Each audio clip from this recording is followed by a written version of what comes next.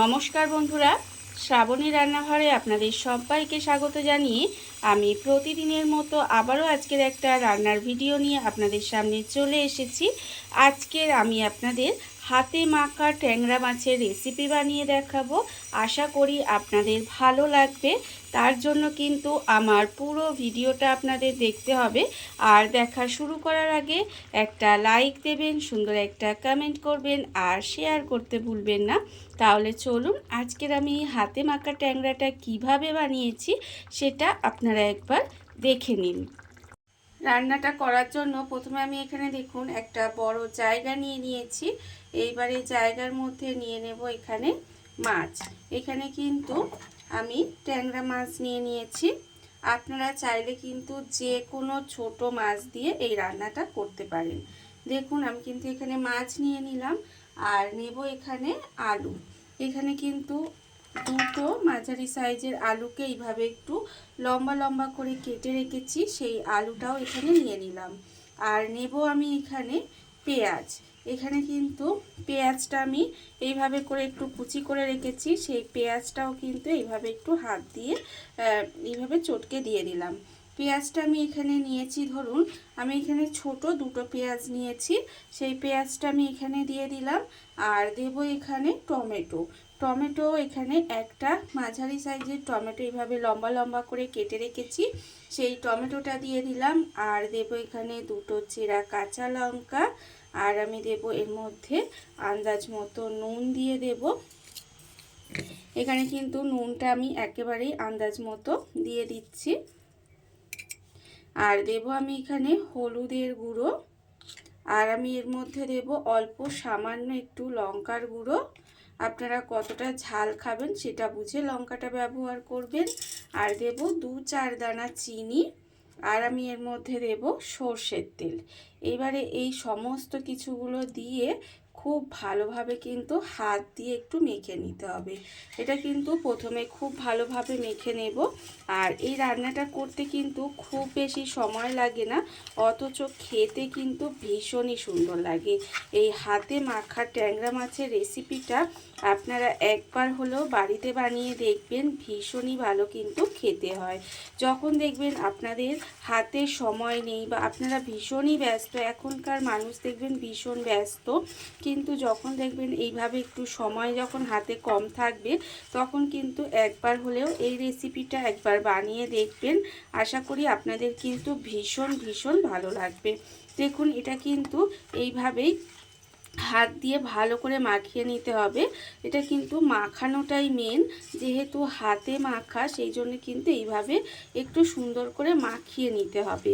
আর আমি প্রতিদিনের মতো আপনাদের একটা কথাই বলবো যে প্লিজ আমার ভিডিওটা আপনারা টেনে টেনে দেখবেন না, পুরো ভিডিওটা দেখুন, আশা করি আপনাদের ভালো লাগবে।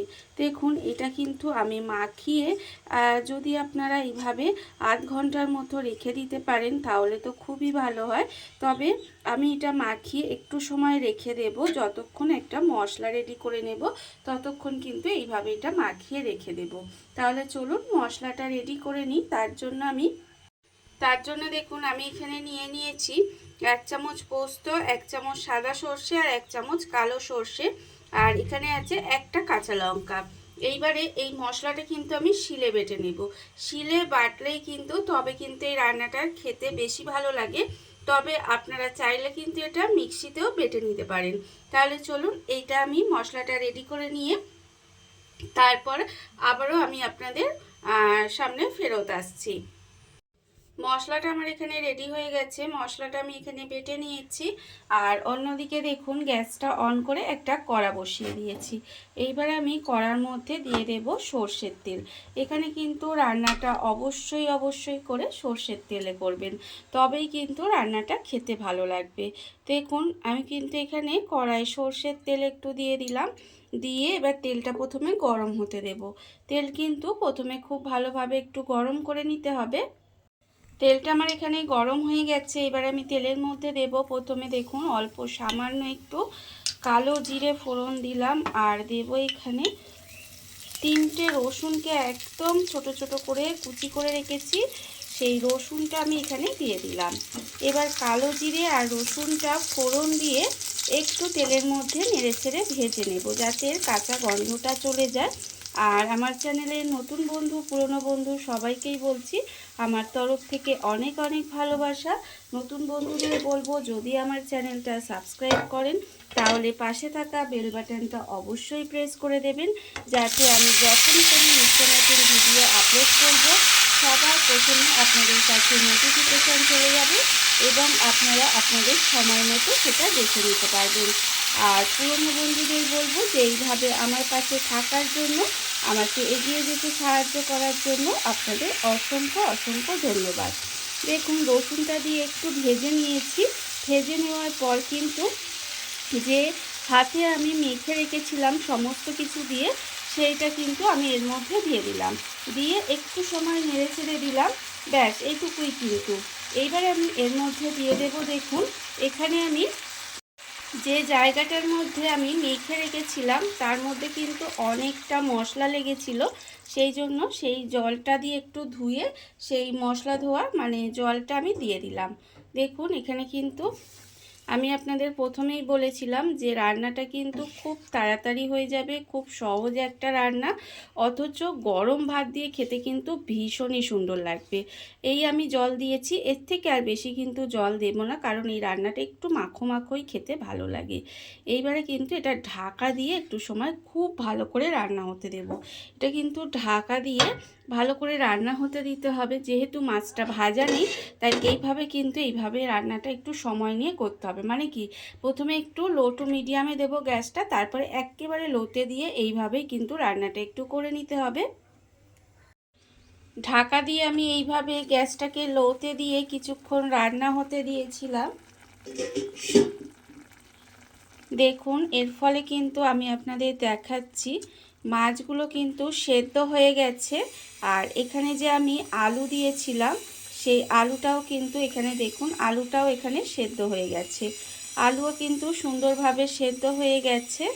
এইবারে আমি এর মধ্যে দিয়ে দেব, এখানে আমি যে সর্ষে আর পোস্ত কাঁচা লঙ্কাটা বেটে রেখেছিলাম সেই সর্ষে পোস্ত কাঁচা লঙ্কা বাটাটা কিন্তু এর মধ্যে এবার দিয়ে দেব। সর্ষে পোস্ত কাঁচা লঙ্কা বাটাটা এর মধ্যে দিয়ে দিলাম, দিয়ে এবার মিশিয়ে আরও ধরুন 3 থেকে 4 মিনিট মতো এইভাবে একটু রান্না হতে দেব। যেহেতু সর্ষে দেওয়া আছে সেই জন্য কিন্তু এটাকে খুব বেশি ফুটিয়ে রান্না করার দরকার নেই, জাস্ট একটু সময় এটাকে ফুটিয়ে একটু রান্না করে নিলেই হবে।